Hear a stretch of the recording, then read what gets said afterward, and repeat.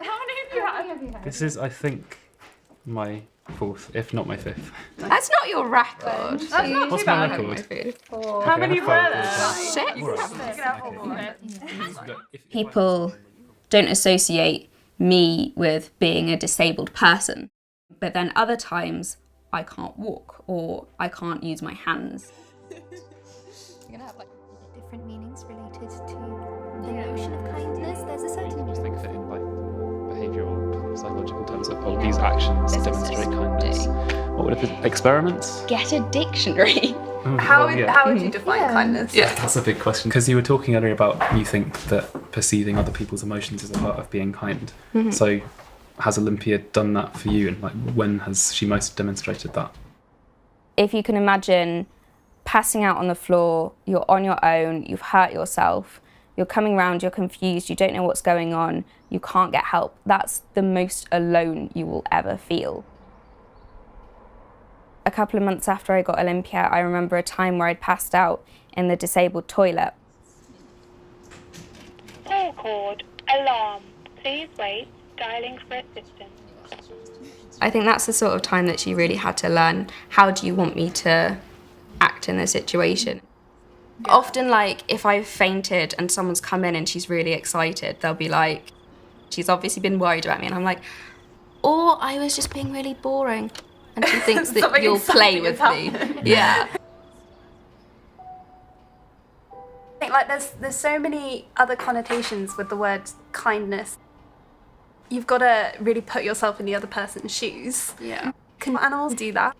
You sometimes wonder with things like when I fainted, she'll like bring me a toy and be like, does that help? Does this help?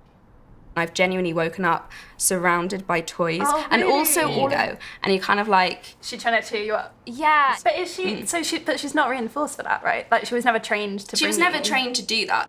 That kind of does speak against just a reinforcement learning thing. That's quite different.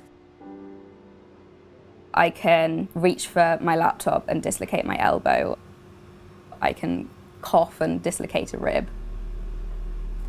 So many people go up to you and they're sort of really impressed that you're keeping on doing things with your life.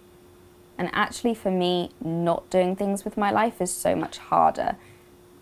I'm always going to have pain, I'm always going to have injuries, I'm always going to have problems. If I'm also doing this degree as well, it means that that part of my life isn't my whole life. I think one of the big differences between having human carers and having a dog carer is Olympia doesn't really see it as work. Yeah. She is rewarded by me being happy, so then you don't mind asking her. I don't need help all of the time.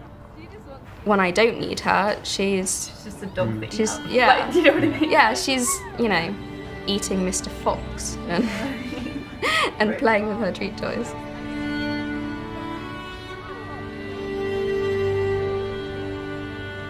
To actually act in a kind way, we make a decision to act. But it's really hard locating that in the brain. Do you think Olympia has free will? No. And I think that relates to the kindness question.